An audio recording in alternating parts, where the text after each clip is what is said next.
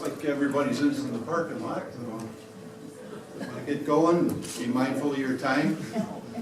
And I certainly appreciate all you being here tonight.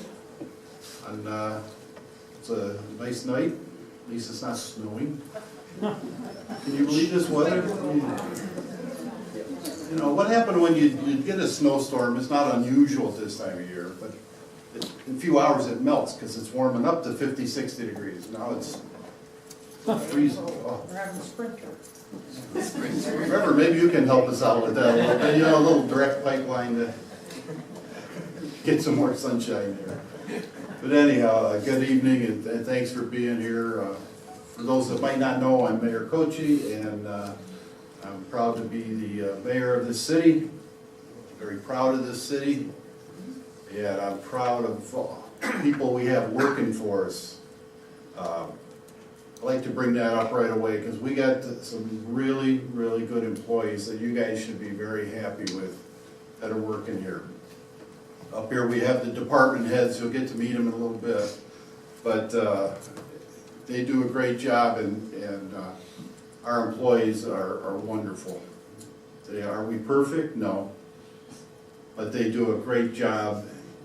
And through the past 10 years, when everything was going down from 2008, down, and we would heap more and more on the people because we had less people to do things. They stepped up, did the job, and we got through it. And for the first time now, we can start looking. The nose of that plane is kind of aiming up. It's not a rocket. We're not taking off, but it's moving in the right direction. We got some good things happening. And Mike Mallis, our city manager, will be getting into that in a little bit. But biggest thing, how many of you like to say the city address? A few of you were. Yeah. My big point there was I just wanted to thank all our employees for what they do every day. And you know, these department heads to go back and let all their employees know. We really appreciate what they do when they're out there day in, day out. The guys down in the hole when the water lines break or the call for the police or fire, they show up, and wastewater's keeping all that stuff moving, which is a good thing. So they do a great job. You should be proud of the people that we have working here. But again, I'm just welcome you. I'm going to have Mike Mallis come up and he's going to do a short presentation of what's happening around town. Then we'll have our two ward people say a few words. And the important thing is we want to open it up to you guys to ask questions, have a discussion. And that's the main thing we want to get out of this. See what people are thinking about, what's on their mind. There's some stuff that goes out on different medias with Facebook and all that kind of stuff that half of it people just make up. I don't know where they get it from. The other half, if it's not quite what they want, they embellish it a little. So anyhow, I won't even get into that because I don't pay attention to that stuff. I pay attention that we got the right people doing the right jobs. And speaking of the right people, we have a city manager here that now we've been together for 4 years now, 4.5. Yeah. Yeah. Ooh. How time flies. Thanks. And it has worked. We had this young guy that was our head of economic development, and I went in and one day and says, you think you're ready to move up to the corner office? Because that office has 2 windows in it, so that's how special it is. It's 2 windows. And he says, yeah, I'm ready. And so we discussed it, searched for a city manager, and 4 years later, and Mike's doing a great job for us. And, you know, his door is always open. Got a question? So I say some of this Facebook stuff. The interesting thing on that is there's people get on there and they start complaining about stuff. And there was an incident with a flag down at the square. It's been up half-staff for 4 months. Well, 4 months, not one person called me up and say, hey, do you know what a flag's at half-staff?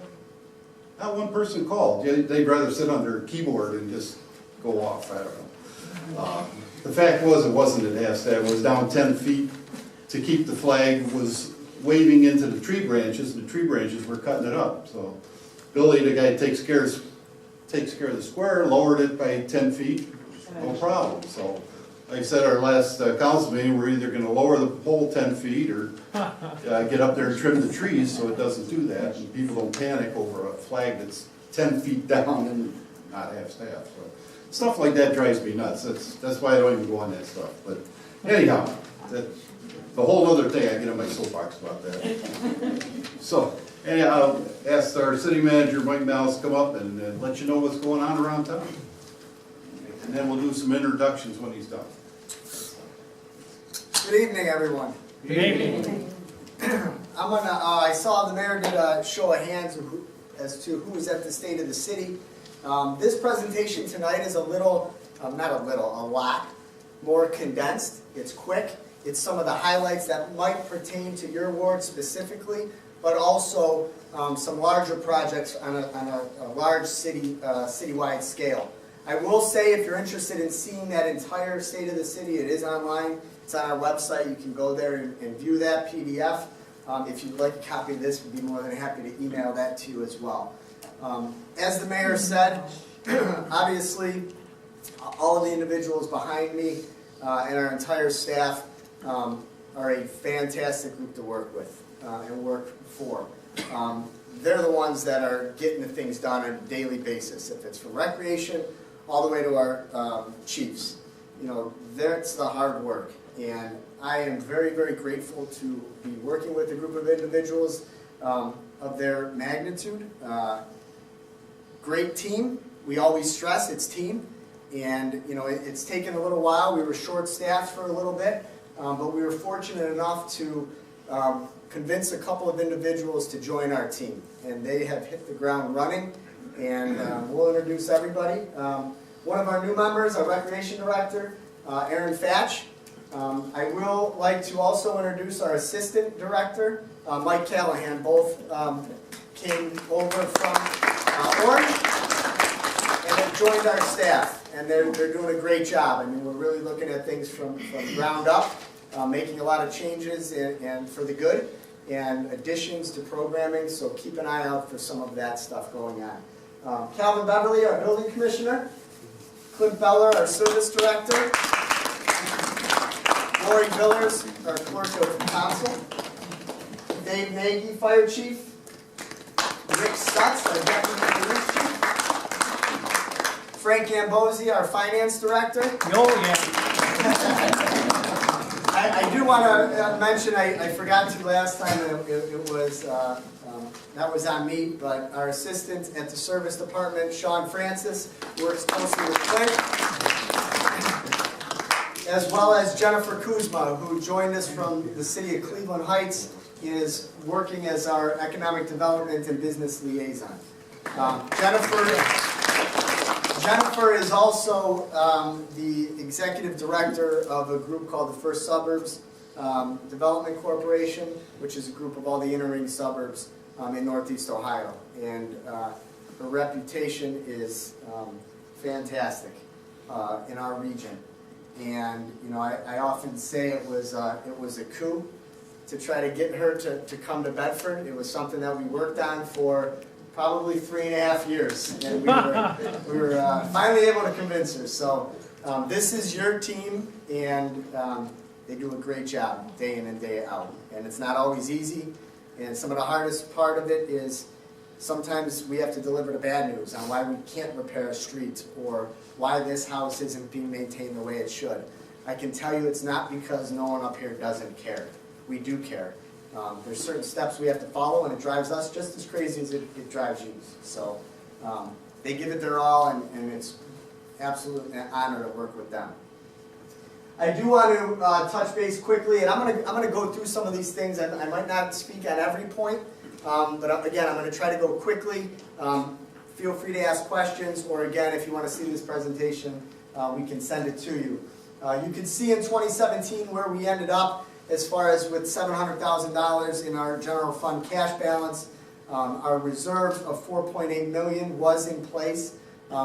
Obviously, everyone familiar with where we were and the reason we went out for that tax increase, it was because of those diminishing revenues. You know, two big things. We're still feeling the effects of losing 1,100 people on Northfield Road, as well as the continuous loss from the state level. We've said this over and over again. Would we have wanted those that job to make those decisions that the governor had to make? No, I wouldn't have wanted that job. But there's no hiding from, they balanced the $2 billion budget on the backs of our local governments and local school districts. There's no doubt about it. All you got to do is read the papers. And we felt that. We annually, from what we were getting from the state 7 years ago to what we got from the state last year was $1.9 million less every year. Not just once, that's every year. And you know, those were huge hits for a city our size. And one of the reasons why we took a step back and really mapped it out. When this happened when the mayor and I, or when the mayor took office in 2014, we came on board and said, you know, obviously terrible times. We knew what the state was doing, we knew about Benvenue, and we weren't going to make knee-jerk decisions. And over the course of the next 3 years, we really looked at what we needed to get back. You know, we talked about wanting to figure out how can we bring back a road program. We used to do a $400,000 every year earmarked for streets. And we would do 2 or 3 streets every year. We would do sidewalks. We hadn't done that for a decade. 2007 it was cut. Same with the police force. You know, the public, during our public meetings last year, it was the public that stressed the importance of what do we need to do to increase our police force by 3 individuals. Okay, it's significant, obviously. We weren't in a position where we were looking to increase our payroll. As well as other, obviously our other operations that we needed to balance. And when we put that all into place, that's where we proposed the income tax increase that we did last May. And that is, as we said back then, it is the one, local government is probably the one level of government where you really see where those tax dollars are going to. We don't know where they go to when we send them to the feds. We don't know where they go when they go to the state. But you know where they're going here. They're going to, what are we doing this year? We are in the process of hiring those 3 officers that was proposed. We are going to be rolling out a road program starting this year. And we're going to be bringing back the sidewalk program. We are doing all of those things again. And we've, like I said, that was cut a decade ago. We're finally getting back to where we need to get to. It doesn't happen overnight. We still have our challenges. And I can tell you, at least personally, and as well as all of us behind here and all of council and the mayor, we take that trust very, very seriously. And that trust is 81%. You know, that's throwing a perfect game when you see a tax issue passing at 81%. It's unheard of. And we take that seriously. And what I mean by that is we're not just going out spending. We're not just going out hiring. We're being very, very cautious about that. Because, yeah, the nose is tilted up in the right direction. We're not peaked yet, but we need to be cautious as we move towards the future. We're still going to deliver the services that we've grown accustomed to delivering. Some a little differently than in the past, but we are going to deliver those. Some of the exciting news, you know, as we talk about Zelia and the company on Northfield Road in Councilman Fluharty's ward, they are doing great things.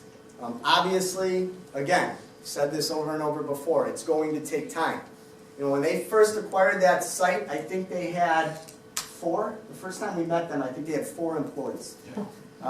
Last year, they were around 150. They announced that they were going to be hiring an additional 100 over the next 6 to 8 months. And I think the biggest, most exciting news that we received, and you can see, you know, we had an event there where senators were present to see what they've accomplished. They have worked with the FDA to secure what they call a modified consent decree. What does that mean? It means that for the first time in probably 6 years, they're going to be manufacturing drugs at that site in 2018. And that's a huge accomplishment, huge accomplishment. Do we anticipate additional hiring? We don't know for sure. We anticipate it, but it's going to be very, very slow. And it's going to take time. And I think that's the right way to go about it. they want to make sure that they're positioned for long term. They are going to be taking one of the buildings down, so don't be alarmed for anyone in that ward. There's an older building known as South, which is near Forbes. That is going to come down. It's an old, outdated facility, but they've left the door open. They could build there in the future. They could expand there in the future. So again, a great company. They have their packaging and shipping operations here. They're attracting people to not only Bedford, but Northeast Ohio. I think when that other company left, we talk about, that affected the whole region. 1,100 people didn't live just in Bedford. That affected everyone. And they're hiring skilled workers. They're partnering with universities. They have internship programs. They are working with the Greater Cleveland Partnership. They are working with, or you see a sponsor of the Case Western Reserve Chemical Engineering team. So they have really reached out and established them in the community of Northeast Ohio, and that's important.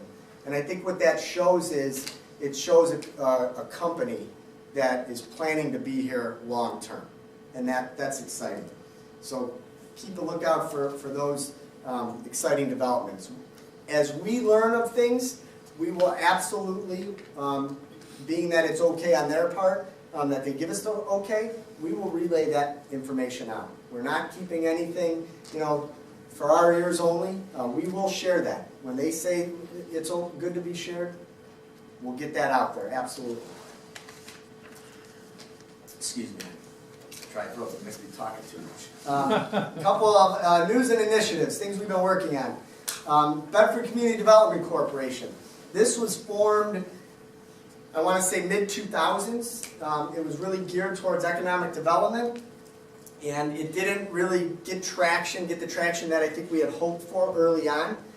We have utilized it, and it's been in good standing with the IRS, but it hasn't really been used the way I think we first intended it to be used. We're changing that. Jennifer came on board, and she identified a grant that the county offered. She applied for that grant, and we were successful. That grant's a $45,000 grant. What is it going to be used for? What we are rolling out is a pilot program for the Broadway corridor, small business. And it's going to be a storefront grant. So small businesses can apply to this corporation for improvements to the exterior of their building. If they want new signs, if they want new doors, if they have to do windows, if their brick facade is falling apart and they need to do work on that, they can apply to this corporation for matching dollars. Meaning if they want a new sign and the sign's $2,000, apply to the corporation for $1,000. Our goal is to turn that $45,000 into almost a $100,000 investment in the Broadway corridor. If we're successful in that program and it's utilized the way we hope it is, we will look at doing something like that in other areas of town, possibly Northfield. I know Wally is one of the other council members that brought that up. Could this be used in other areas? Sure, it could be. That's why we're kind of referring this as a pilot program. These funds were made available through the county. We did get the announcement that we received it. We haven't gotten the contract yet, and we're kind of waiting. But I think we're going to roll out our program even before we receive that contract from them. So if you're a small business, if you're in that Broadway corridor, look for that announcement. There'll be a letter coming out with the application. It is very, very simple. So if you're looking to do work, keep an eye out for that. Meadowbrook developments. We'll get into a little bit of this further, but I do want to say that we have exciting things happening in Meadowbrook. It's taken many years. I will tell you that the previous owner has been working to sell portions of that 60 plus acres in increments. He started in the old TJ Maxx strip. He sold that off to a developer. City Council and Planning Commission has since approved a small fitness studio, dialysis center that's going to employ about 35 employees, and they're in conversations with a professional use for the remaining space. So that is moving along. The 12 acres in the front, basically from Northfield Road, the old First Merit, all the way down to the dentist office. All the vacant land has been sold to Mazda of Bedford, and they're going to be constructing a brand new auto dealership.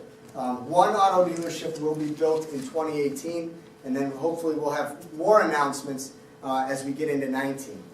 As well as the Walmart facility. The Walmart facility was sold to a developer who specializes in taking underutilized commercial and industrial buildings and reusing them. He has had tremendous experience in Randall Park Mall and helped broker the Amazon deal. He has worked with the old American Greetings facility in Brooklyn and had completely transformed that. I can tell you he is in the process of making an application to the Planning Commission for 2 new businesses who will be relocating from two other communities who have simply outgrown themselves and are bursting at the seams. If they would come here, they would probably bring somewhere around 140 to 150 employees just to start, with the idea of future growth. So that is a huge, huge plus. I can tell you the old owner is now looking to market the rest of the parcels.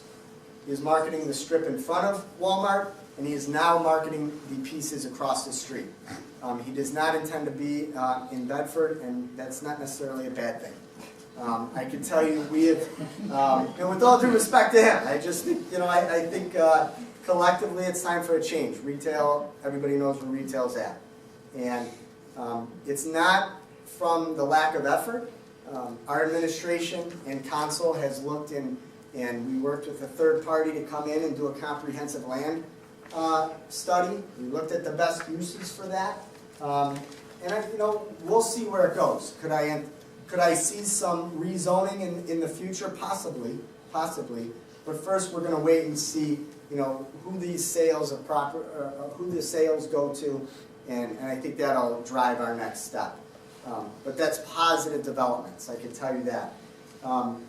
St. Peter Chanel site, we are keeping our fingers crossed. There isn't a whole lot for me to announce on that, other than the owner who purchased that was really looking at different ways to use it. Didn't really pan out. I've had people call and say, "Well, it's up for sale. Do you know that?" We know that.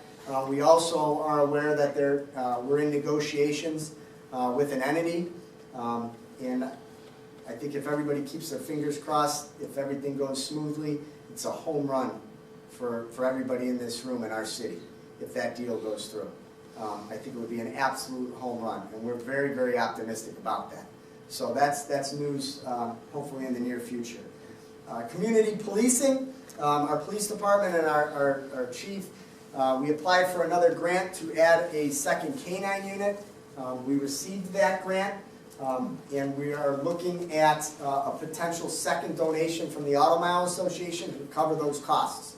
What does that mean? It means we'll bring on a second K-9 unit that will allow us to have that unit staffed 7 days a week. And it'll be another officer has volunteered to take that on, and we're moving forward with that. We're moving forward with continued use of our motorcycle patrol to target the parking, the speeding, those quality of life issues. And we've also had a very generous business owner, I'll throw you on the spot, Laura. That's okay. On the spot that has volunteered, Laura Hewlett and her husband Mike, owners of Broadway Cyclery, have donated or are in the process of working to donate. Oh, it's in the shop. It's at the shop. It's there. Perfect. A new bicycle. And we are going to, with the idea of when we get to fully staffed, we want to resurrect the bicycle patrol. That officer on a bike downtown in the historic district, possibly stopping at some parks, that added presence is important. And I want to personally thank Laura and let Mike know we appreciate that. I think it's a good partnership. So look for that, obviously once we get fully staffed.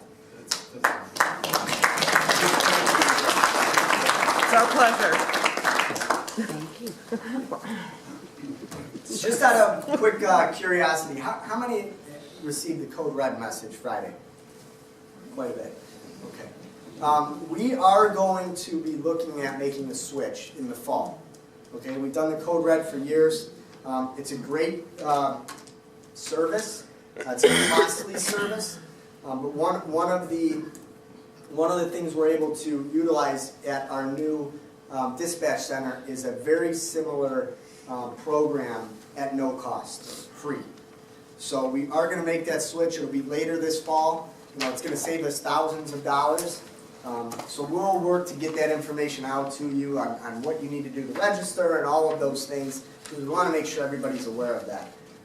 But again, it's those added things that we're doing to really try to lower and save every dollar that we can. We're going to continue with our deer management program. We continued it in 18. We'll be presenting that report and our recommendation to council later this summer to continue in 19. County tax collection efforts. Jennifer and I attended a meeting with representatives from the tax department with the county as well as the prosecutor's office, and they did indicate a huge problem. We all knew that there was the mortgage crisis. And after that, when we were getting out of that, a lot of people mentioned the next issue is going to be tax foreclosure. A lot of people are behind on those taxes. And there's about 30,000 to 40,000 delinquencies in Cuyahoga County. It's huge number. Their goal is to tackle about 4,000 a year starting this year. And they're going to be sending notifications out to the public. So what I'm here to tell everybody is, listen, we get it. I mean, sometimes things happen. Don't ignore those communications, okay? The county wants to work with you. They'll put you on, there's options of payment plans. There's things that can be done. Simply don't ignore that notice. That issue will get worse. It won't go away. They're looking to address those things. Talk about infrastructure improvement. OPWC, they did apply for a grant. It wasn't our choice of roads. We understand why they applied for it, but it was successful in repaving all of Warrensville Center Road. Center Road right out front here. That is going to be done this year. When I say we didn't really support that, we have other streets in town that are deplorable. County streets, specifically, Union, Solon Road. We've been on them for years. They went out and they applied for funding to do Center Road. Really why? The reason is Maple Heights is terrible. They applied and were successful in that grant because it extends all the way through Maple. It simply scores better on an application, and that's why it's done that way. So this is getting repaved in 2018. There's some other things that are coming up as far as important dates. We're members of different organizations, if it's the Restoration Society or Tinkers Creek Watershed. We're bringing those individuals out here in this room to talk to the public about various topics. If it's rain barrels, to ways to improve your home. Though they're coming here on these dates, make note of that. Definitely a good resource. I do want to turn it over real quick, and not to throw them on the spot, but our deputy chief, I'd like to give a little spiel about our safe passage. We should be something that we should be proud of, and that we want to. Safe Passages is an opioid addiction program. We started last year with our department through Sarah Lloyd, who's our records clerk. Some of you may have read a lot of this already, so I'm probably boring you. But basically, we're partnered with 3 other cities, and we're trying to get people that want help. And we have formed what's called the QRT, Quick Response Team. Say someone overdoses, the family calls us, they want us to talk to them. We'll actually go to the house and talk to them and try to talk them into treatment rather than getting arrested. Our old chief, Chris Nieder, came up with a little saying. He says, we can't arrest ourselves out of this problem, we can't.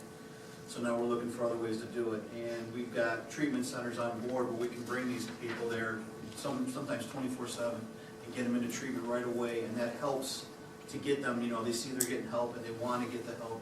So hopefully it breaks that cycle. We've helped upwards of like 20 people already, I believe. Sarah's got all the numbers. If you're interested, you can call her and she can tell you how it's working. But it's working good. We picked up a kid in Warren 2 weeks ago, and we took him to another treatment center to get him extended treatment, and he seems to be doing well. So we're hoping it's going to work, and it's something else to try, because we're not going to help it by arresting everyone. Thank you.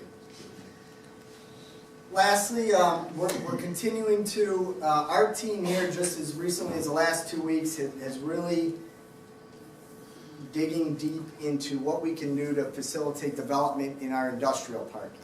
You know, what's really kind of one of our hurdles is the cost per acre. To be specific, there's a $3 million loan out there to the county, and there's 30 acres available. Do the math, it's $100,000 an acre.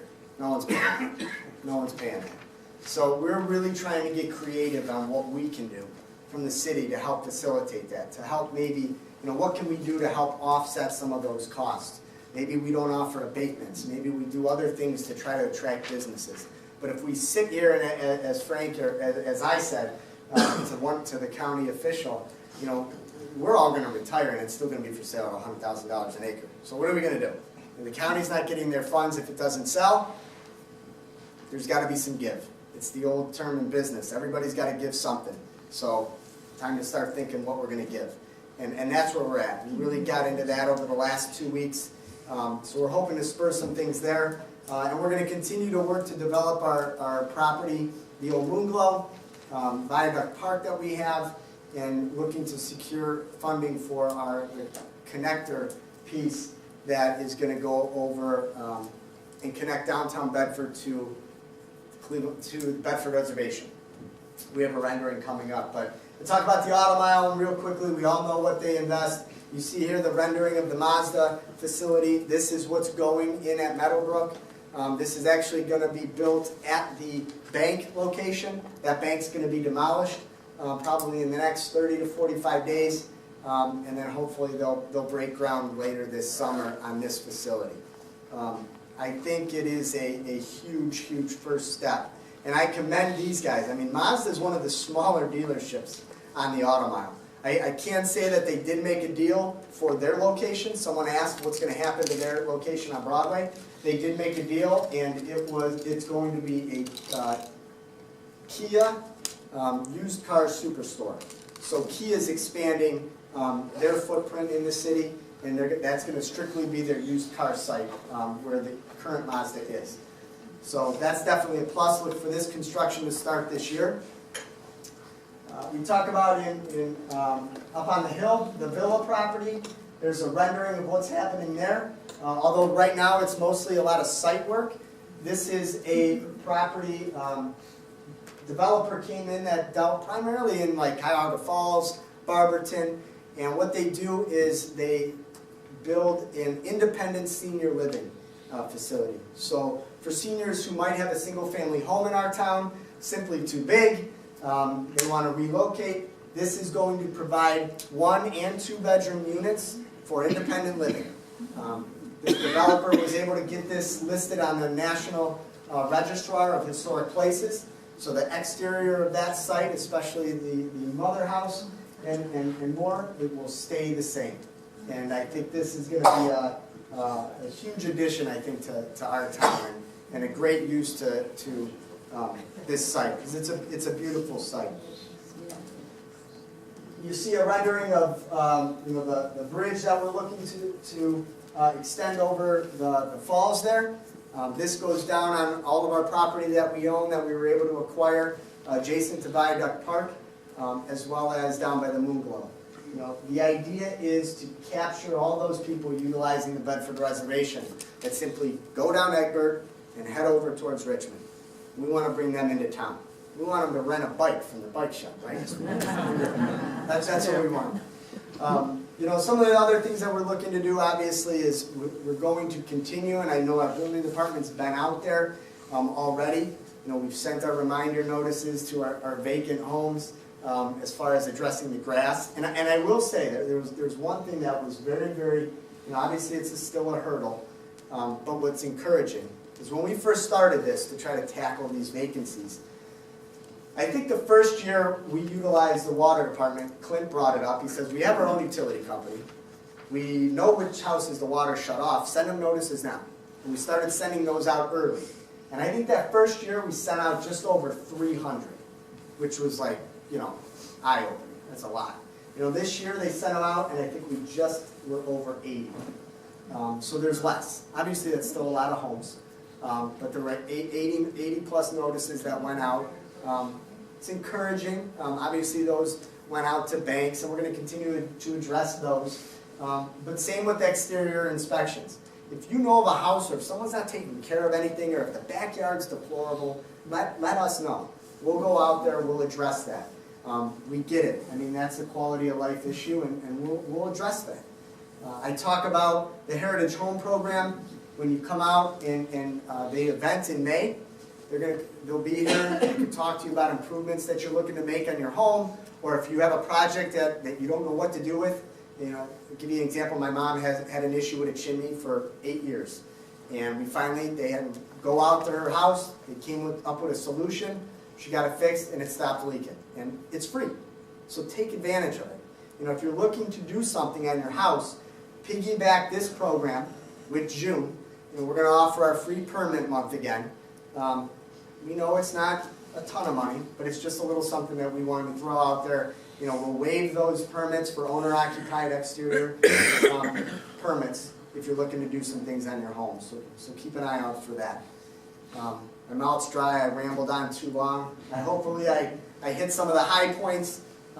We are available for questions, and I'm sure there'll be some. So thank you.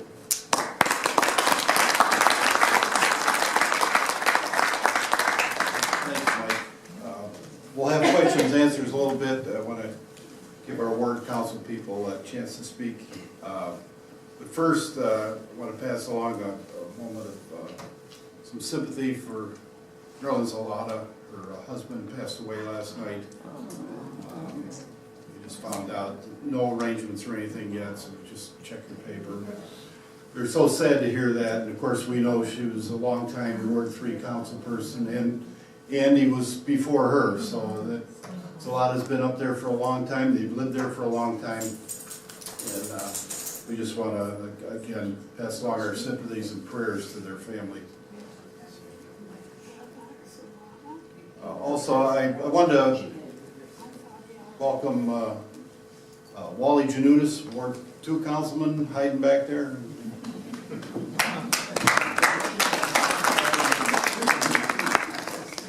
And of course, tonight is Wards 3 and 5. And who wanted to go first? Did you guys take a flip? Hey, rock, scissors? I'll go first. It's okay. We'll go ladies first. Okay, we'll do it quickly. Of course, Heather Rhoades, of our 2 new additions to council, and it's good to have some new blood come in here and get us revived again. And she'll let you know what's going on and take it over. All rested from your vacation. Yes, I had a very nice I'm jealous. weekend. Yeah. So hello, everybody. Thank you for coming. I'm really glad to see so many people here. Somebody just commented that this is a great turnout, and I'm really impressed, and I appreciate all of you coming here to visit. I wanted to say, you know, part of why I wanted to run for city council was I wanted to be able to help Bedford guide it into the next century. It's scary. The internet's scary. I know, I work on it every day, and I tell people all the time it's like the wild, wild west. So one of the things I'm looking forward to is helping the city understand how they can better utilize the internet to improve all aspects of all of our lives. One of the things that I am looking to do in my first year as a city council person is to help revitalize our downtown area. We have launched an effort to get a Main Street program going. Main Street is a program that's put on by the state of Ohio through the Heritage Ohio program. What it is geared towards is literally revitalizing historic downtowns, which we have a beautiful one downtown that needs a little revitalization. They have used it throughout the state of Ohio. Kent, Painesville, Lakewood, all of these cities have used the Main Street program to help revitalize their downtowns, and I think that we can all say if you've ever visited those downtown areas, they have been successfully revitalized. So we are going to utilize that program to try to revitalize our downtown as well. Tomorrow is our first stakeholders meeting, so we're looking forward to bringing together different aspects of the community and the businesses that operate within the downtown to be able to revitalize that downtown area. We have the DART assessment, which is where the state of Ohio sends in their experts to look at our downtown area and make suggestions about what we can do towards achieving Main Street status. So that will be happening May 8th and 9th. And then from there we'll be crafting a program moving forward to get that process going. Part of this program asks that we look to the community to do fundraising and donations. So we are having some t-shirts that we're going to be having for sale here shortly. They should be here literally any day. They have been ordered. We're just waiting for them to come back from the printers, and then we're going to start selling those. Ideally, for me, I would love to see additional designs so we can have some Bedford Pride wear that people can buy and wear about the community, and even take it to communities beyond.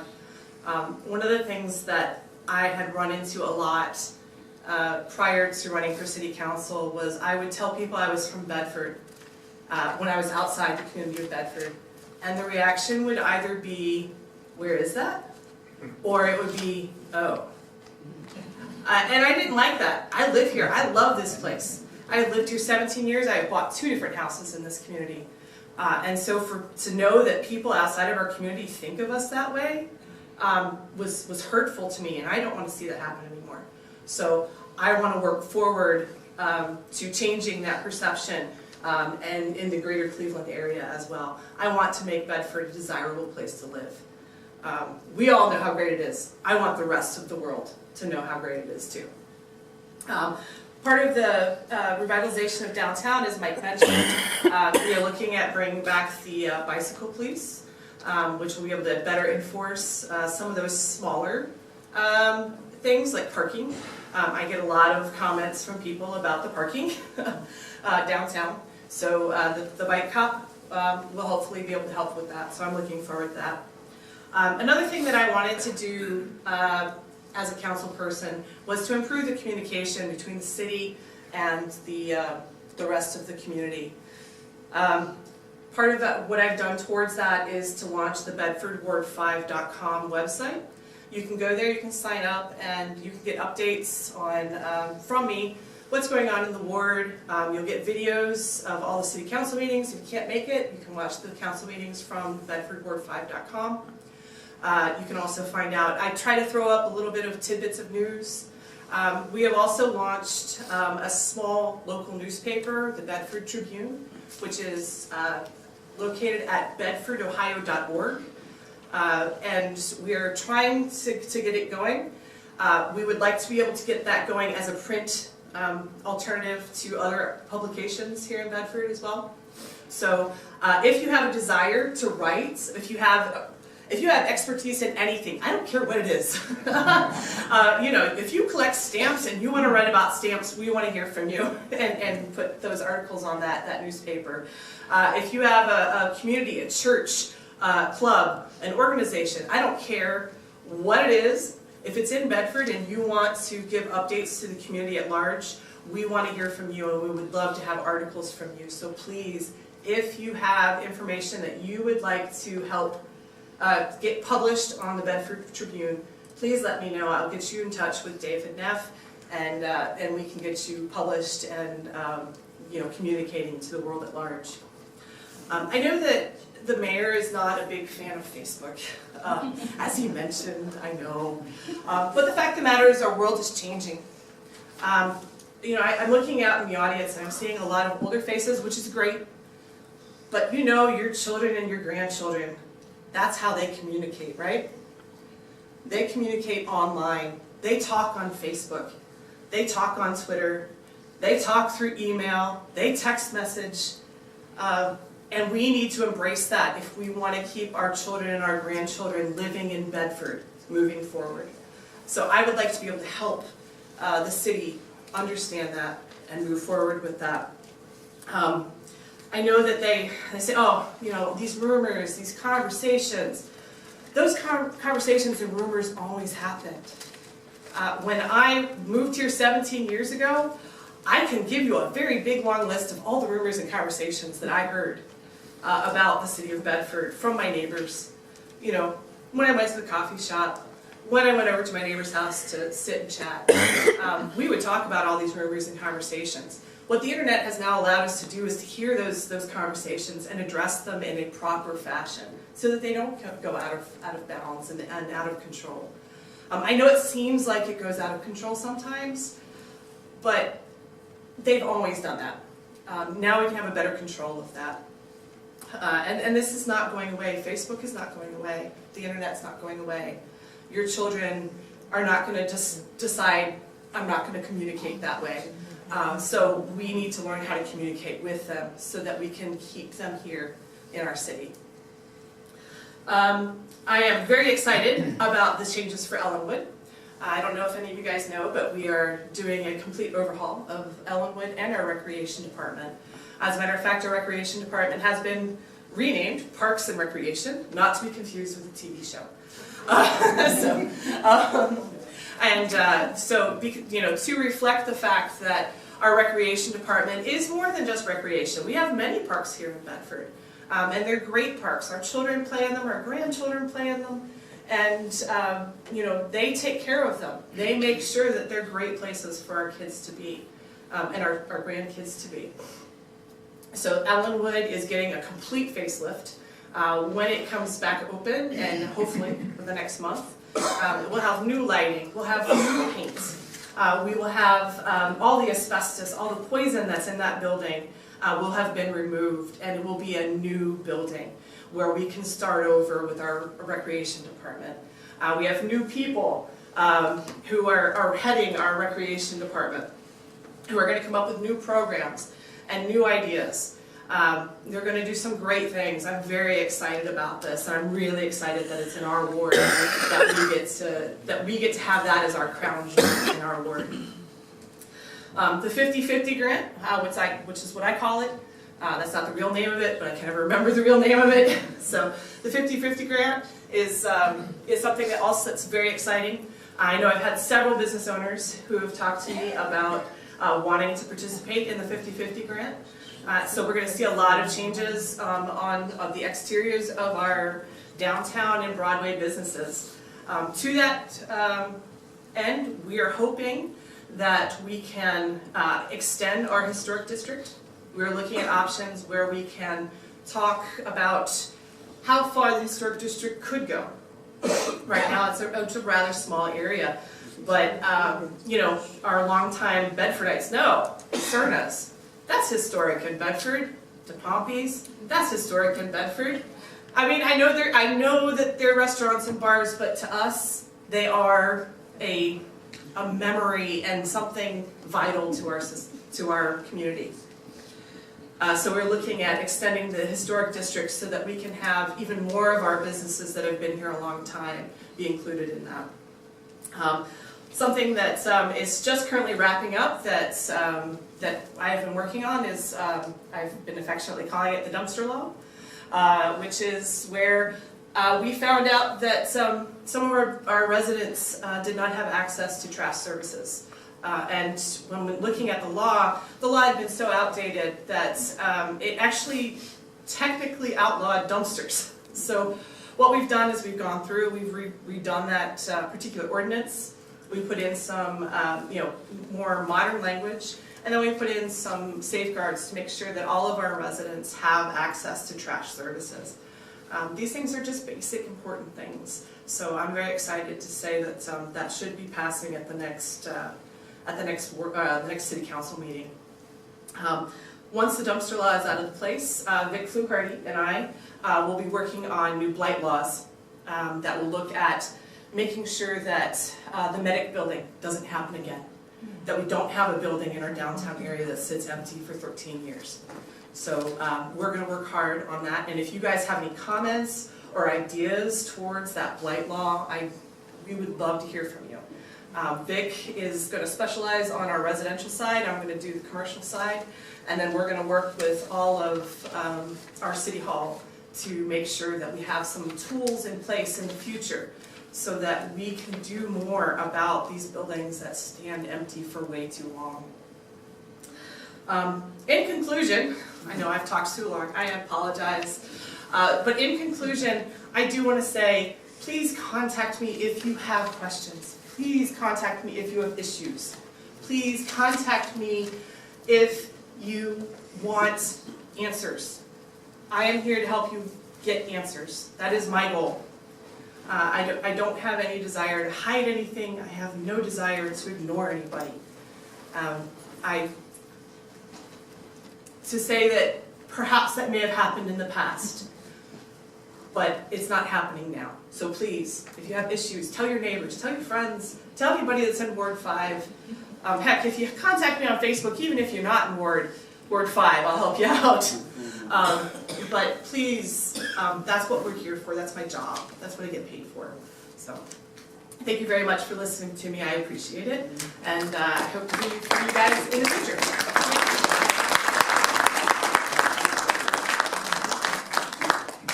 Thank you.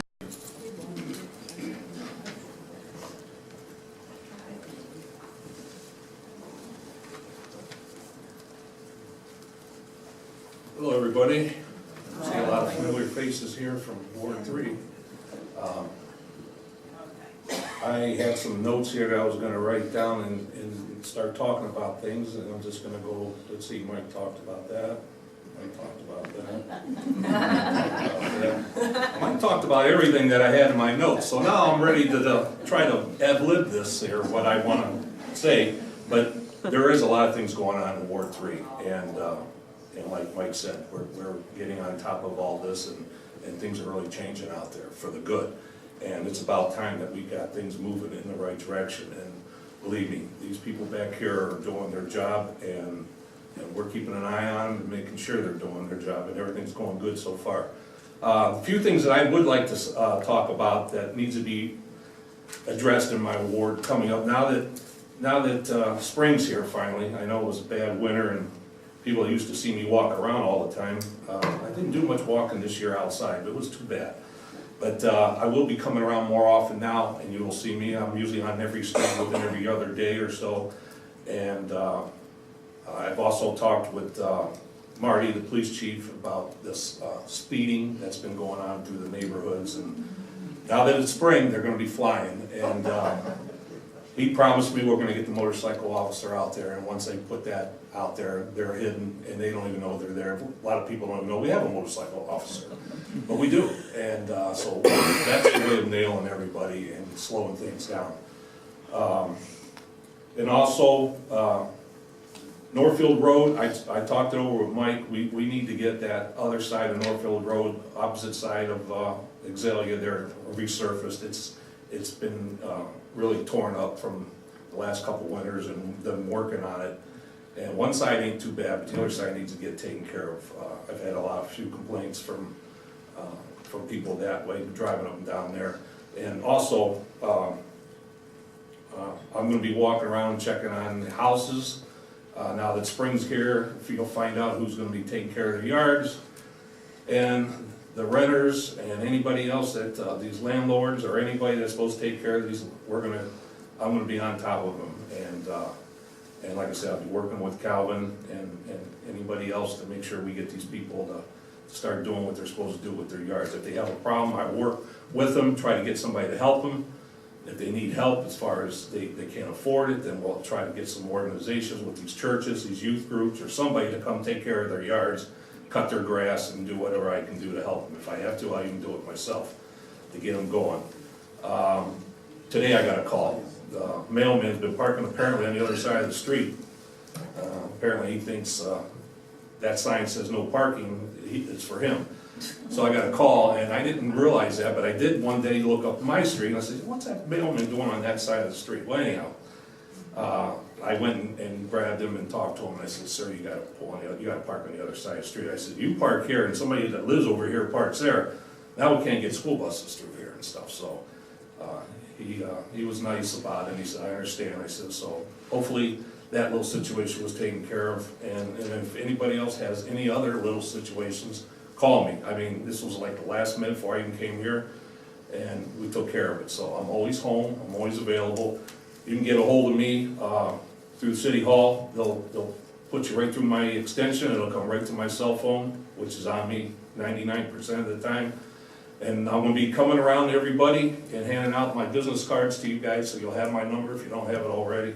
So, and you'll be seeing me, so you can flag me down. And if there's any problems with anything, like Heather said, we're here for you, and we're more than welcome to make sure the city of Bedford stays in good shape. And that's the reason why I ran, and it's the reason why I care. I've lived here for 50 years, and I'm a part of it, just like everybody else that's in this room, and I don't wanna see it falling apart either. So we gotta stay on top of it, because it's an older city, infrastructure's old, things are breaking, we're patching it and fixing them, we're doing what we can, but you gotta be a little patient too, things will get done. All right, thank you.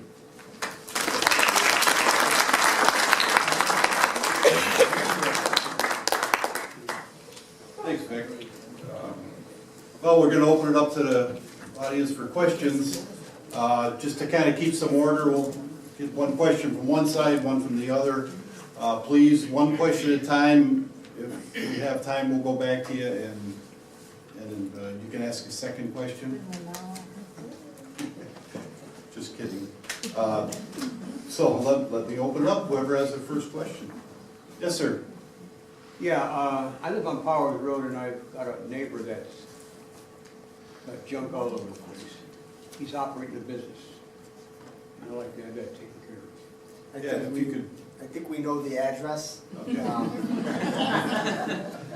Yeah, we can chat afterwards, but I'm very familiar with it. Thank you. You're welcome. Okay. Yes, sir. Yeah, I'd like to talk about a couple of things, and Mrs. Rhoades has really come across very well and given me a quick response. But the trash that is thrown out of car windows on Mapledale is absolutely ridiculous. It got to the point where there was even 4 tires there. Now, I notified her about a week ago, and it was cleaned up within a day or 2. But there's got to be some way of finding out who's doing this and put a stop to it. I don't live on Mapledale, but I drive that street quite often, okay? And the other thing is, you know, there's a lot of trash. You drive almost any street in Bedford, and you see cups and beer cans, pop cans, you know, soda containers, you know, all over the place. And it's embarrassing, you know. And I have one other thing I'd like to ask. Trash containers. I don't walk very well, and neither does my wife. We have a terrible time dealing with these large trash containers. We generate about a 30-gallon bag of garbage a week. And I was taking it out and putting it on the curbside, and all of a sudden they stopped picking it up. So I flagged the guy down. He said he was told that he was not to pick it up. Can't we come up with something smaller that's easier to maneuver than those large garbage cans? Yeah, they actually have a smaller can that you can request. It's probably closer to the size of the recycle can. You know, they're relatively pretty easy to handle, but again, yeah, get a hold of. If you touch base with Kathy down at service. Just call the service department, talk to Kathy, she'll get one ordered for you. Okay, And they usually switch them out on garbage day, okay, so it's the same size as the recycle one. all right, it's a little smaller. A little smaller, yeah. And just one other comment. I've had more communications since Heather's been our ward council person, since she's been there, than I have in the previous 25 years. So I'd like to thank her for, you know, she's quick to respond and she gets action. So thank you very much. Thank you for that comment. Yeah, and I do appreciate, you know, Mr. Jackson has been emailing me about different issues, and I really appreciate it. I can't be everywhere. So, you know, when you let me know what's going on in your, you know, little bubble of the community, that's really helpful, because I just can't be everywhere. So please don't be afraid to call me or to email me or to Facebook message me. and say, hey, I need help with this, or hey, I saw this and this is a problem. I may not be able to fix it right now, but I should be able to fix it hopefully and soon. So. Yeah, that goes without saying. Any of the council people, myself, pick up the phone and call. And that's my big pet peeve. Not that I'm against Facebook. Like you said, my kids use it. I don't like it. But I use it. I have emails. I have text messages. I do all that. What irks me is when people don't call you and say, what's really happening? Well, you can just pick up the phone and ask. We'll answer. So that's my pet peeve on the Facebook stuff. And one of the problems on the trash, maybe you're going to mention it, is you see people put their trash cans out the wrong way on the street. You put the wheels toward the street, then when the machine comes and dumps, then the lid flops inside the basket, and when they come up, whatever paper's left just gets flung. So if everybody would just properly put their trash containers out, that'd help a little bit. As far as throwing them outside the car, we just hope there's a police officer there to get them, and they'll nail them at that point. If it's a constant thing, you see somebody doing it all the time, same car comes by and throws the stuff, they just happen to get to your house and finish their coffee every day, just call in to the police department, tell them this guy comes by at 3 o'clock every day. Isn't there a fine? Yeah, there's signs, but No, If you catch them. fines, oh yeah, there's fines, yeah, sure. If you Littering catch fines. them. Oh We're yeah. with the Main Street program, we're going to bring this to the stakeholders tomorrow night, but we are hoping to do a community cleanup day, and also make it sort of a party, which is always fun.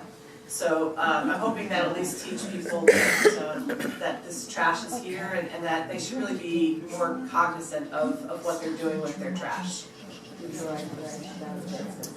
It takes time. It all takes time. The one thing I will mention is I think some people have at times gotten into a habit, especially when you see a wooded area or a ravine, just to throw trash. We're looking to address that. Mapledale's one area, but there are other areas that we do have on our list for community diversion, which the police department works with. And when we get kids that go through the court system, we'll get them on a Saturday to help clean up.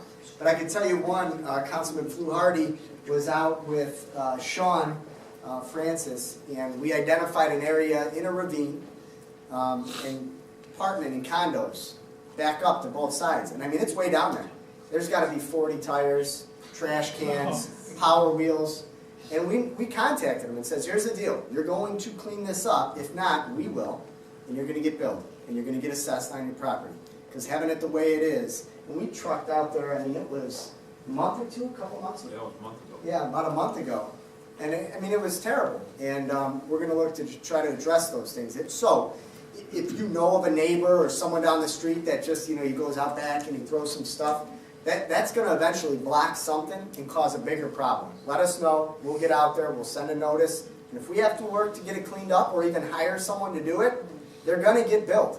And if they don't pay it, they're going to get assessed. So we're aware of those things. And again, just being our be that voice and give us a heads up, we'll try to address them. Thank you. Next question. Yes, sister. This is not a criticism, but a suggestion. I live right on Broadway, on the hill itself. You both know where I live.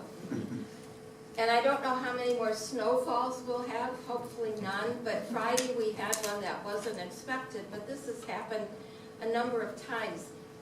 I don't know if it's possible or doable, but when there is a snowfall, we've watched from our house, from the living room window, all this traffic that gets stuck on the hill, and when it's a semi that's stuck and spinning its wheels, the traffic just backs up all the way. One night, I think the people were backed up for at least an hour and a half, just waiting to get up the hill. And we kept saying, gee, why don't they call the police or somebody? Apparently they weren't. We called, and the police were there within a few minutes, and they brought, somebody came with the salt truck, but I don't know that you can head it off, but when there is, maybe all the service trucks don't have to be out, but if somebody could salt that hill, there have been accidents. Yeah, no, we're familiar with that. I think one of the, and I agree. And one of the tough things to do, especially in rush hour, is getting those trucks out there when it is in the heart of rush hour is a challenge. As far as Broadway and semis, I can tell everybody in the room, I mean, we've had a little bit of debate with ODOT of recent. You know, we've sent them notification as far as the increased truck traffic on Broadway due to the I-271 project. We've sent them notification on the condition of Broadway. To be quite honest, they says there isn't any increased traffic. That was verbatim their response. Our most recent challenge is, and I forgot to bring it up, and I mentioned it to Vic last week. You know, Clint and his staff went out last fall and took about 80 photos of Northfield Road Bridge. And we sent notice to ODOT. So listen, the fence is in poor condition, you know, the concrete, the sidewalk, there's issues. This needs to get addressed. And it kind of fell on deaf ears. He followed up. Our engineer office followed up in January, February. They notified us last week and says, yep, we're aware of it, but guess what? It's maintenance, that's on you. So we're kind of having a little bit of debate with ODOT. I don't think they're doing Bedford any favors as far as the increased traffic, the conditions of Broadway, you know, that maintenance on that bridge. I mean, those are definitely issues. We're familiar with it. And I can tell you that we're not really taking those answers as okay. What we can do as far as the rush hour and things like that, we're aware of some of those things, and we're going to try to come up with them. Because once the salt got there, it cleared, so it just needed to come out. Mike, I got one. My last one. Powers Road, Mapledale. During the rush hour, we've got traffic from Broadway all the way down Powers and all the way to, now, you know, I don't want to be on 911 next year, whatever, and say we got a problem because we have a fire down there in Powers Road, but we couldn't get the truck down there. Or we got someone dying, we couldn't get the ambulance down there because of all that traffic. Sure. Do I have to say any more? I think what it's referring to as well is it's the increased traffic, especially, you know, listen, at 3 o'clock, 3 o'clock, Broadway's backed up almost all the way down to Union. It's known, 3 o'clock. So what does that do? It leads to everybody trying to do those cut-throughs. It leads to the Washington Street, you know, kind of being used as a cut-through. Back your way, Powers, Mapledale. We're aware of that, and we've reached out to ODOT. I don't know what we can, I mean, we can't close the state route. We're familiar with some of that, and we're bringing those issues to their attention. That's all I want to know, as long as you're aware of it. We're aware of that. I will say, you know, not to get on another topic, but the safety forces and some of those utilizing Powers and getting around over to Grace, that was one of the challenges from years ago when we talked about quiet zones. You know, quiet zones, we got to the point, because I know that comes up, the trains, we got to the point where we were told that the median barriers had to go a certain distance back, okay? What it would do is it would create right turn onlys all over the place. So for instance, pulling out of Walgreens, right turn only, Magnolia, right turn only, other way, Palmetto Extension, right turn only. So what does that do? That, as we met, fire chief, police chief, myself, that's not an option. Because if we got to go through and there's a train and we got to come over there, we can't have it blocked with that. Drive right through it. So that was a major hiccup with that, with the quiet zones. It's because those streets before the tracks are so close compared to some of the other locations that did get quiet zones. They didn't have those side streets intersecting. They were able to put those median barriers back 70, I think it's 70 feet is what it called for. So what that would do is it would block those side streets. It's automatic right turn only. And that would be a major, major traffic issue. It's one of the reasons why we kind of took a step back on that and didn't pursue it. But we're familiar with that concern. Sorry, not to go on. Go ahead. I live on East Interstate Street, and I have a problem there, and it's kind of like twofold. The first question that I would have pertaining to my complaint is noise ordinances. Do those noise ordinances, do those apply to businesses with noises that can be heard from neighboring homes? Depends on a lot of things, you gotta read the ordinance, but a lot of it has to do with the amount of decibels, and a lot of it has to do with the time of day. Okay. The noise in question is Timco's. You talking about the jukebox noise or the It people talking? is so loud, and I mean, they push it right until the 2:30. Like the Shut off. patrons or the music? No, you can just hear it. I can hear it in my home. You know, at times the glass, there's even a little thud, and it's clearly, there's a noise issue there.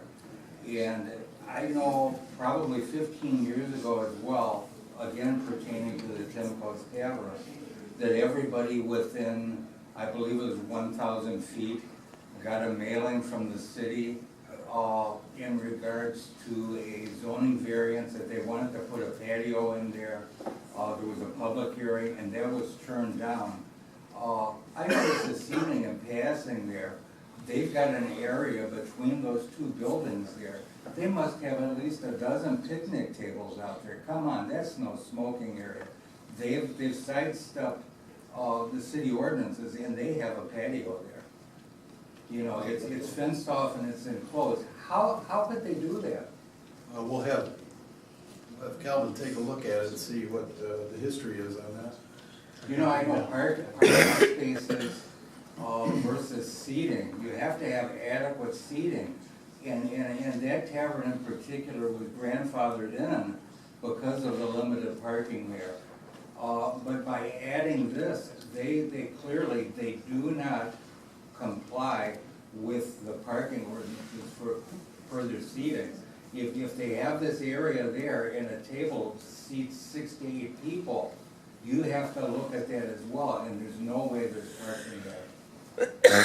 But my main concern is the noise. You know, it's Between the police deterring and the the quality building. of life in the neighborhood. If that music gets loud, call us, we'll have an officer come over, and if we deem it to be loud, we'll make them shut it off. Okay, yeah, just, and it's ongoing, occasionally, I know, holiday weekends and stuff like that, that's to be expected. But to where you can actually clearly hear what's being played on that jukebox at 1:15 or 1:30, and the thud wakes you from the sound sleep, it's very loud. Right. Call us, if it's loud enough, we'll take care of it, we'll make them shut it down. This side? Yes, sir.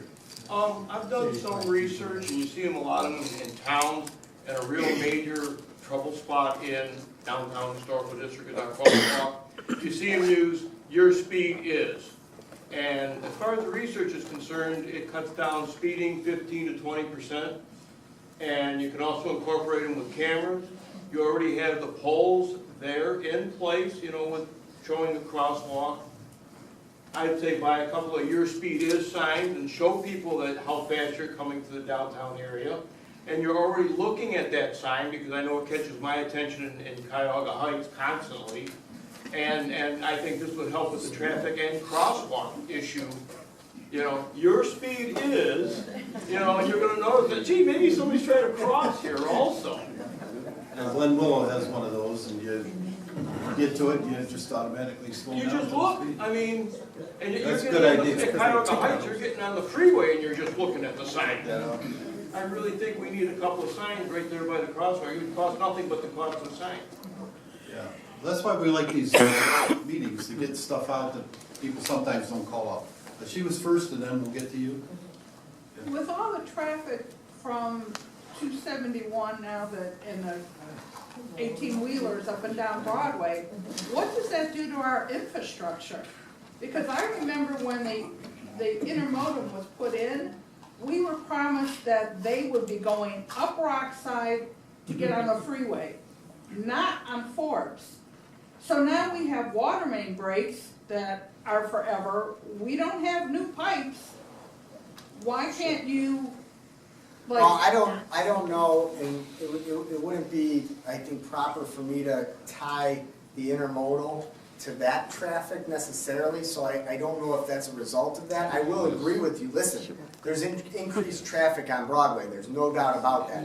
I don't know if it's because of the intermodal so much, or if it's simply, you know, the construction, people using that as they're gonna get off at Broadway and go where they need to go. I don't know. Does it take its toll? Absolutely. I mean, you know, over time, it takes its toll. You know, that's why we're kind of, I mean, we're making an issue of it. Well, if ODOT doesn't help any, can we contact our state rep and see if the state rep can do something in Columbus to get ODOT to do something? Yes. That's what they're there for. Oh, yeah, we've talked. If you make it. We have, uncomfortable for both our people to reps go are down Broadway, Democrats, and they're so far outnumbered, they can't get anything voted through. Yes, we can Maybe you look, should reach over to the dark side. well, I have no problem with that. I don't play the party game, but. Try. I mean, if you're Also, I'm going looking at- 26 miles an hour, you're getting a ticket. Also, I'm looking at That, but eliminating the truck traffic on Broadway. Got a word on how to do it, so. Well, they have those signs that, you know, something over X amount, We gotta, GVW. there may be a way it can be done, but it's a state route, so we gotta deal with the state again. And I just got the information, so we're gonna look further into it. That's all I can say now, no guarantee of anything. But I do have the information of somebody to call to give us the direction on it, how to do it. Yes. I think, Oh, yeah, there's one over there, you forgot her. Well, I was going back and forth, but that's it. Speaking of state reps, I am running for the 11th district, so.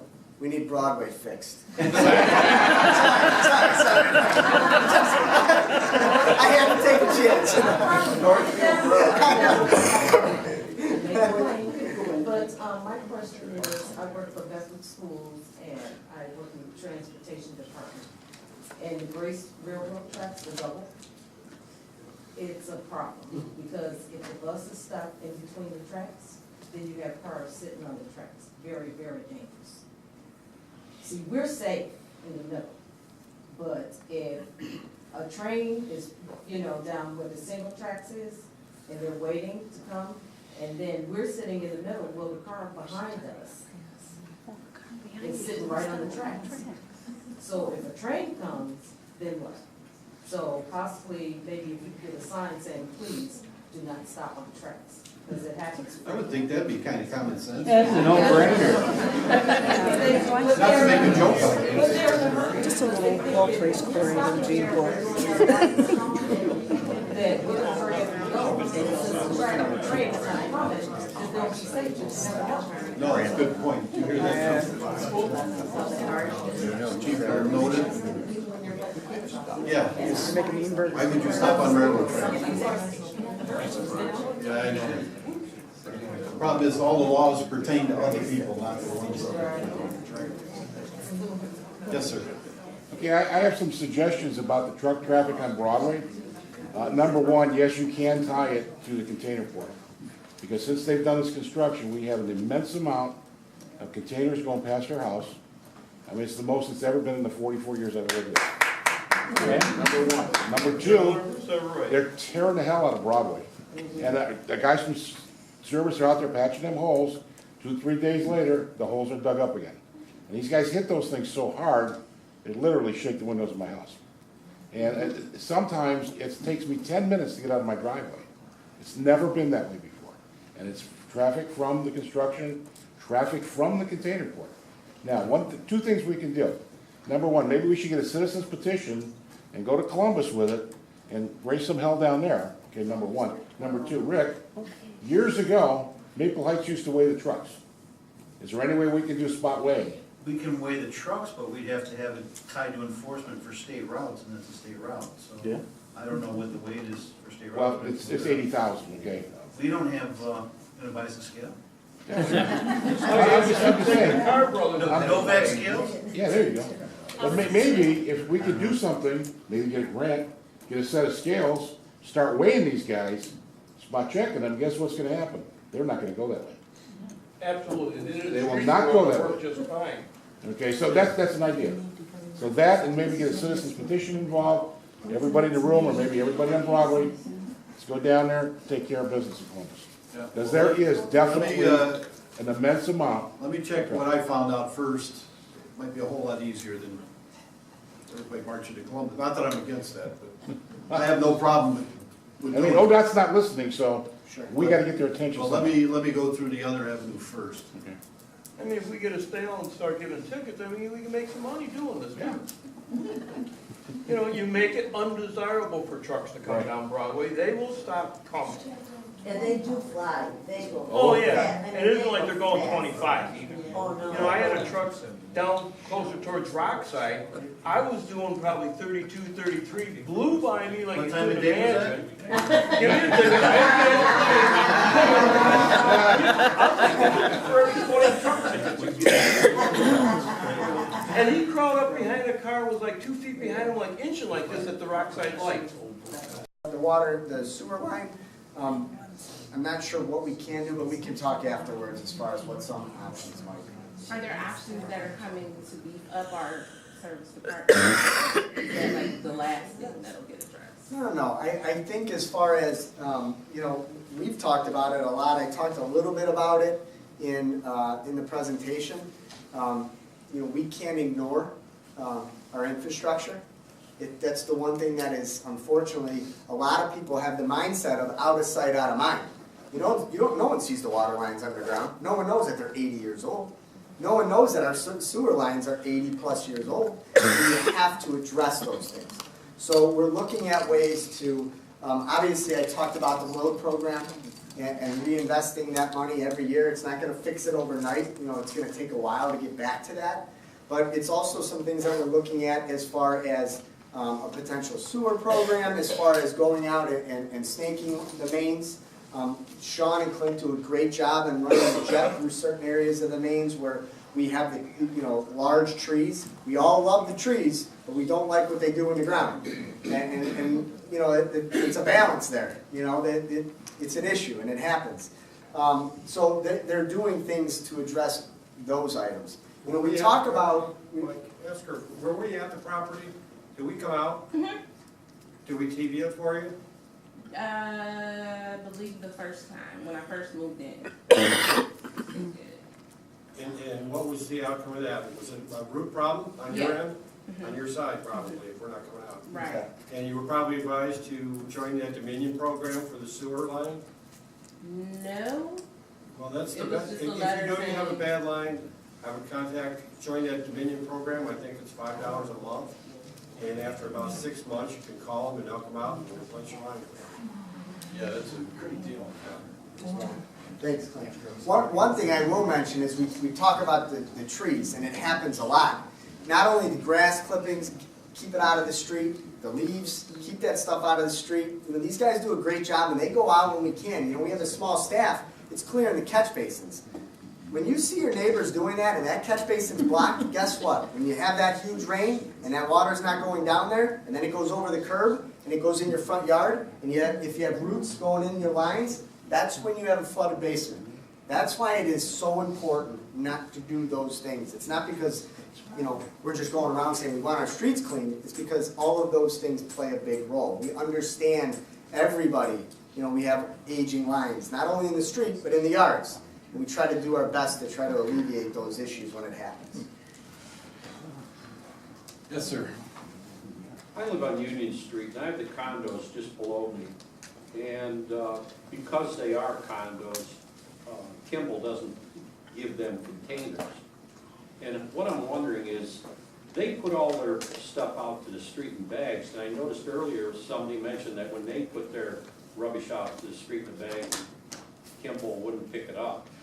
Now, with 10 condos putting all their, not only their trash, but their recycles out on the curb, are they going to be covered under this new dumpster law? No. No, they chose not to go with cans in there. Actually, I don't believe any of the condos are using the cans because of lack of space for them. So then they're gonna continue to use bags. They're exempt from the And can. they have to contract privately for garbage pickup. No, they're, They stop there? yeah, condos are covered. Really? But So Kimball will pick up their bags, but they won't pick up anybody else's. For a normal residential property, you have to use the cans. That's correct. The problem is with all them people in the condos putting their stuff out there and the prevailing winds coming up Union Street, a lot of that stuff winds up in my yard.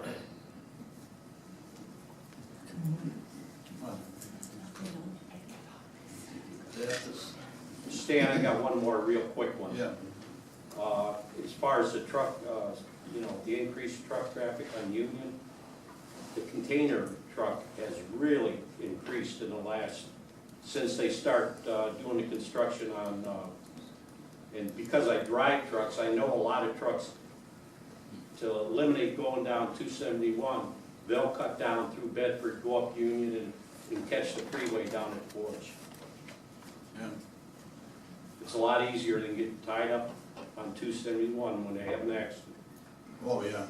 I mean, we're aware of why and do that. We're trying to get. Like I say, I've heard Broadway mentioned and Northfield mentioned. So far, nobody's, mentioned Union.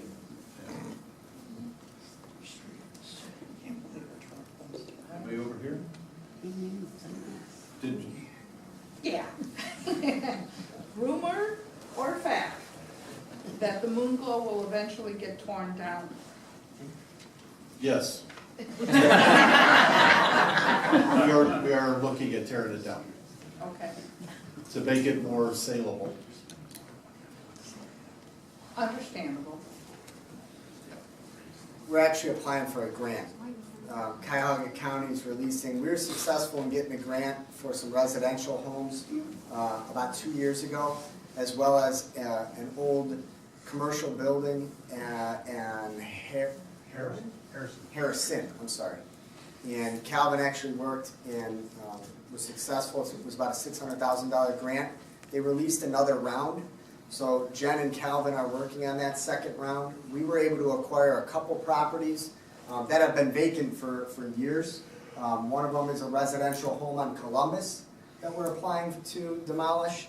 We're going to be applying for funds for the Moonglow site. And we have 2 or 3 other properties that we have identified. So we'll apply, it's through the county. Obviously, if we can utilize their money, that's the first goal.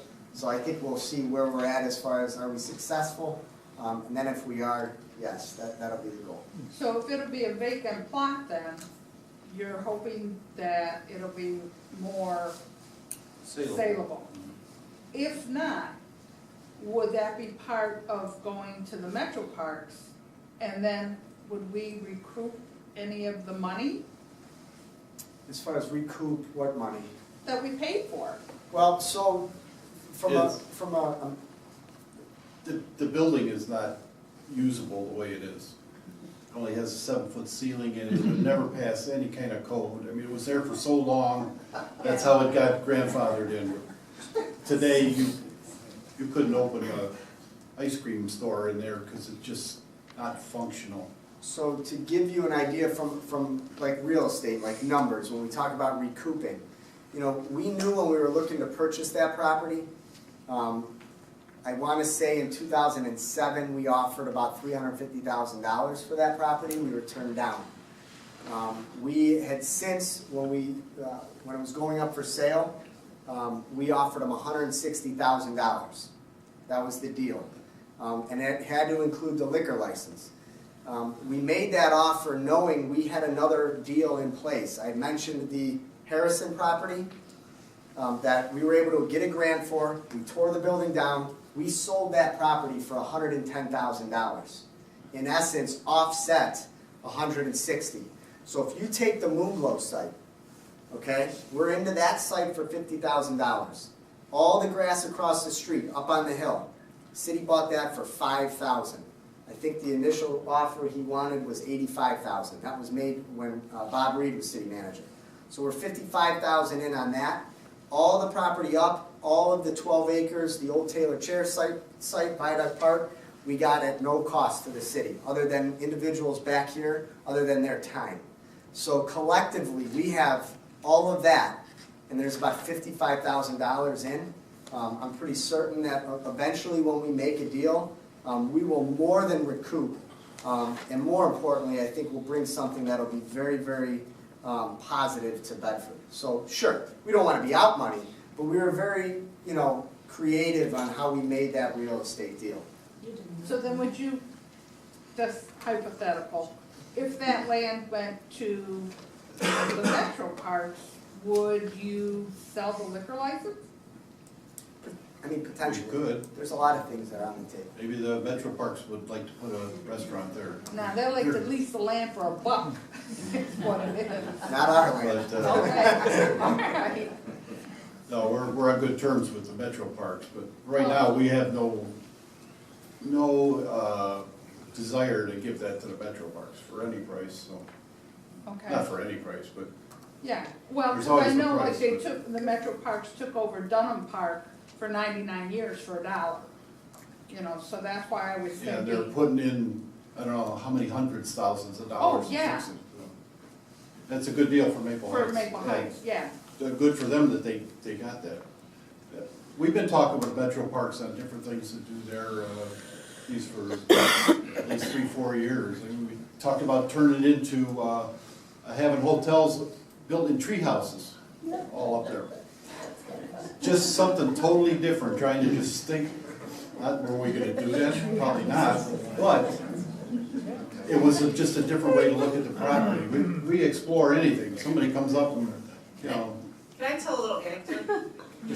So this, I was on vacation, and my husband and I drove to North Carolina, and we accidentally got off the highway to get some gas. And we ended up in this little town in West Virginia, middle of nowhere, West Virginia. And this little town had invested money into promoting the fact that the Mothman appeared in this town. And this town was no different than Bedford. It was about the same size, same demographic. They had people coming off the highway in droves to go see the Mothman Museum and the Mothman statue. They had put a lot of money into that. And it's completely bizarre and off the wall. So while we all laugh about putting tree houses in, sometimes that off the wall bizarre stuff can really work for small towns.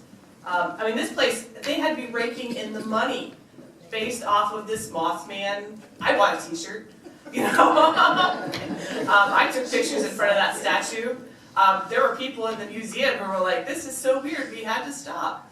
So something like, we all laugh about the tree houses, but something like that could really draw people in just because it's weird. I think the one thing is that the position that we're in is in a very good position.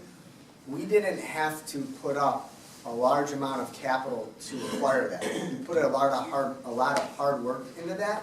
So we have options, and we want to make sure that it's done in a way, like I said, that's positive for Bedford. We heard this idea. Obviously, we know at the very beginning it was meant to be high-end condos. We've heard recently more of a community use type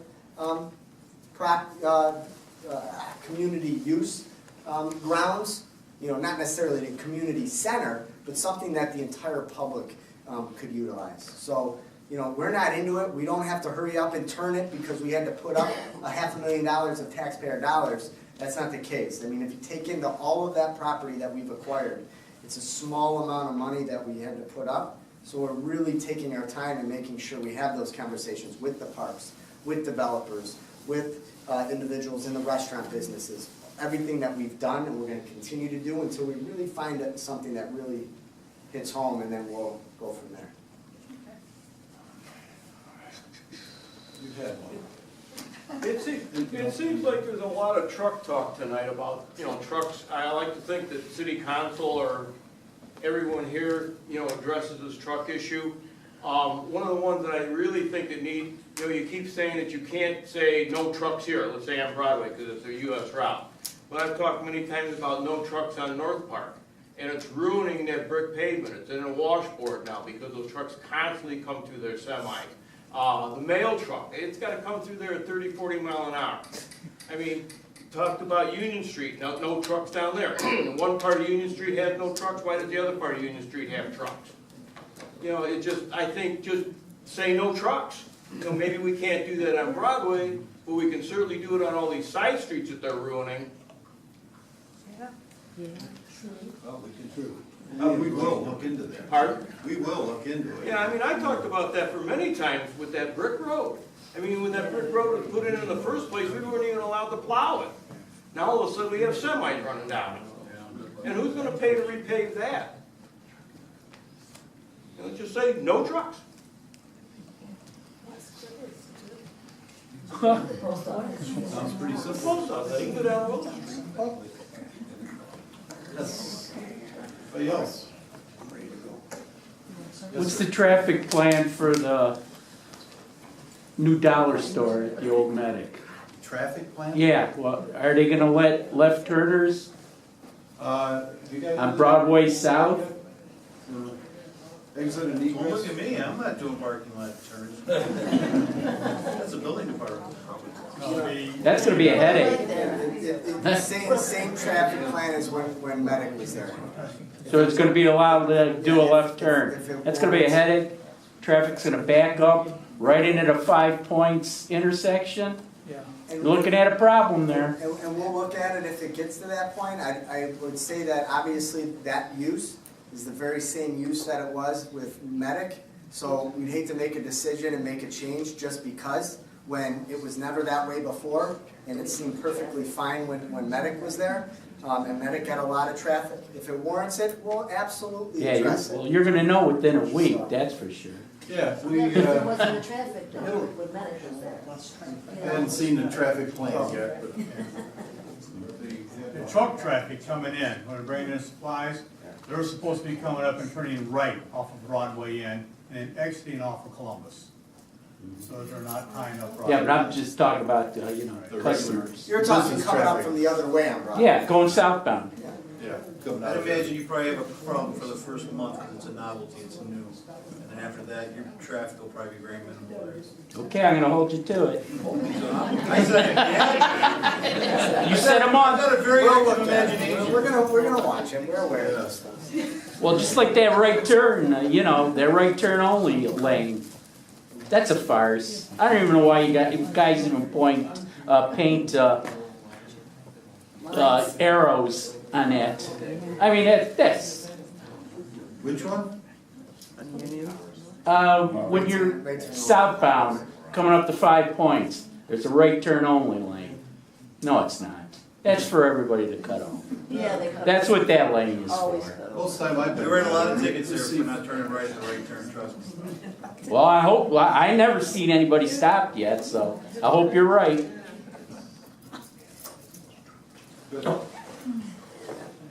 Yes. We just want to say, talking here, that it seems logical to turn onto Columbus rather than trying to turn into the parking lot off of Broadway. That's right. Of Columbus and around, and I think probably people they get stuck waiting to get across Broadway a few times. They'll learn to turn up Columbus with the light and go the back way. So I think there may be some initial confusion, but I think eventually that people. I think when Medic was there, most people went off of Columbus once they learned it. Yeah, if they were coming from that way. You know how many years ago that was, though? Well, It was a different time. People drove differently than they do now. No, well, it's. Well, signs mean That's why we nothing have this, nowadays. there's stuff sometimes we don't think about it. Yeah, no Facebook, thanks. Nobody drew a picture of you on Facebook yet. Yeah.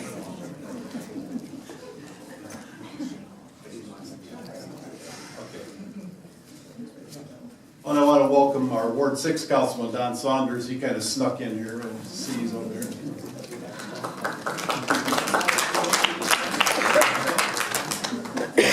All right, yes. Appreciate the snow removal from my residence anyway. At the intersection, there's a little salt that goes a long way, but in the middle of the lot, it's not as important as long as it's plowed. I think it makes a lot of sense. Right, thank you, and that's the, what's the term for that plowing? Sensible salting. Sensible salting, yeah. That's very sensible. Thank you. Yeah, they cut back a lot. Saves a lot of salt and saves the environment too from all that much more salt getting down into everything.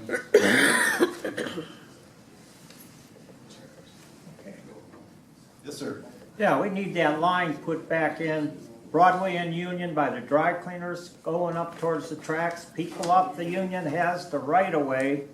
Cars on the curbside of Broadway drift over before they hit the tracks. Whose fault if you get hit?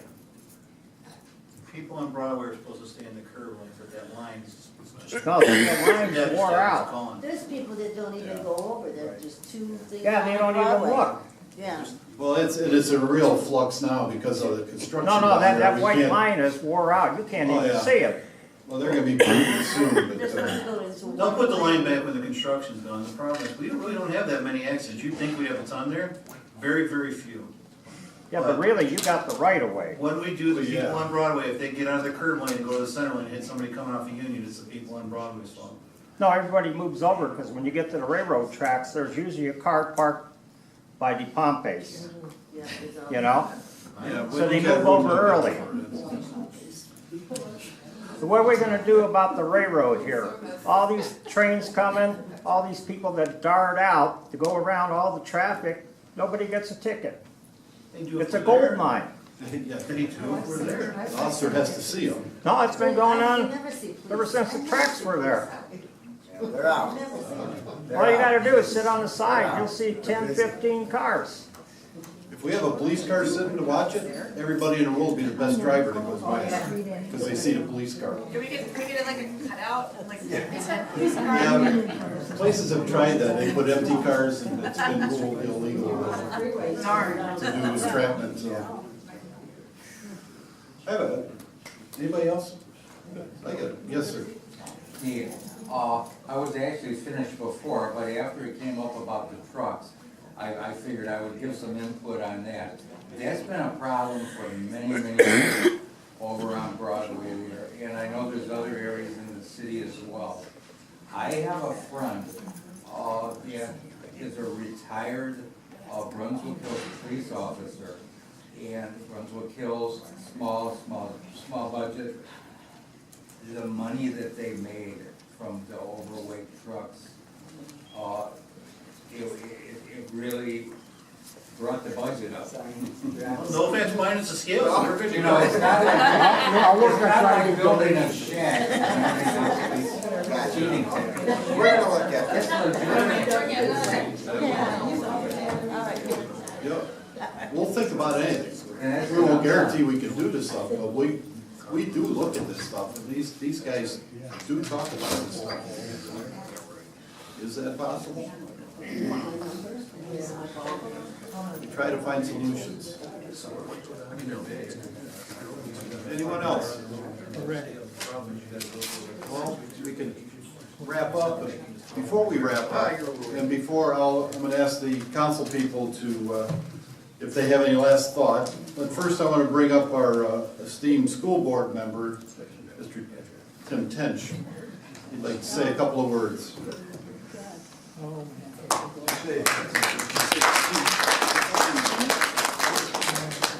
First of all, I'd like to thank the mayor and city manager for allowing me a few minutes to talk. Congratulations to Heather and Vic on your first ward meeting. Yay, we made it. 10 more minutes. As long as you don't get anything thrown at you, it's a good meeting. The reason I asked the mayor to allow me just a few minutes, all the positive talk going on about Bedford, which is really happening, you know, after a lot of years of having an owner up there on the corner of Northfield and Rockside hold the city hostage for so many years, and that's being moved along. Mike mentioned the Chanel property, and I just wanted everybody here to know, because we get more people here than we do at a school board meeting, that Bedford City Schools purchased the Chanel property last week.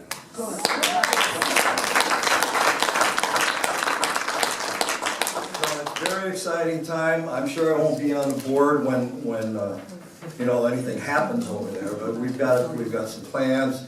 The first thing was, just like Mike says, acquiring the property. Once you have the property, you can do, you know, you can do pretty much what the taxpayers are going to allow you to do as far as cost goes. But exciting times. You're not going to get 34, 35 acres in the middle of Bedford or in the middle of any town anymore.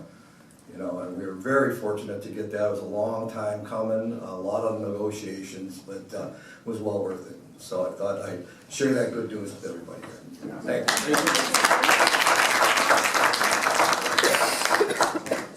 I'm glad. That's some of those things that, you know, we know these things are happening, we get involved with the deals, but we can't say a word until it's inked. But sometimes people think we're trying to keep stuff from them. We can't, because word got out like that, it could blow the whole deal in a heartbeat. We're so happy the way it turned out. There were some other possibilities that we fought off that, thank God for schools, I'll leave it at that. And we look for something exciting, and, you know, like Tim said, we'll be in our retirement home, sitting in a rocking chair, watching all the hard work that happened these last few years. And that's a good thing. We're really glad for that. A long way to go. Anybody else? Yes? What about the old Get-Go station? The Get-Go? That was closed. That was a corporate decision. It's not listed yet. Yeah, They've actually, we know two, to be quite honest with you, the gentleman, Mazda of Bedford, had already tried to reach out and purchase it. They're simply not prepared to move on it yet. I think eventually they will, but as the mayor said, corporate, you know, those things move slowly. Yes, sir. Excuse me, I have a question about, I guess, where they're supposed to put a grocery store up there. Yeah, up at Meadowbrook, the area we're talking about. Yeah, Simon's Market. As a matter of fact, he just called me this morning, and they're still working. It's still a go. They had just wrapped up. They opened one in down on Buckeye, and all their effort was going into that one. That one's done. It's up and running. So now he's coming out, and something should be happening soon. Yeah, I had to get up on the computer when I first saw it. Yeah, and that's going to be a good thing for the area. I talked to the people in Euclid. He opened one there, and they're just thrilled to death. He's in there. He does a nice job, and his prices are like 40% lower than some other store that I won't say their name. But it's a good thing. Yes. One more question. I'm sure I'm in the wrong meeting, but I want to find out who my council person was. What street? Palmetto Woods. Yeah. Paula, yeah, Paula Mezak. Ward 4, no. When is their meeting? 2 weeks ago. When is that? But you're welcome to come. Monday is council. Monday. Yeah, this Monday. Yeah, next Monday is council. This Monday tomorrow. I enjoyed this. But you can come to the other ward meeting too. And our goal is to get out of here at 9 o'clock. So with that, I want to ask if Heather has a final word. I'm glad to be here. I'm glad to see all of you guys. I really think that over the past couple of years that we've started to turn a point here in Bedford where we're starting to become a community again. I think we got disenfranchised, and I'd like to see that continue forward. So I'd love all of your help with that. I also want to thank you guys all for showing up. A lot of you are regulars, and I've talked to many times, and I'm looking forward to meeting new people and keeping things rolling.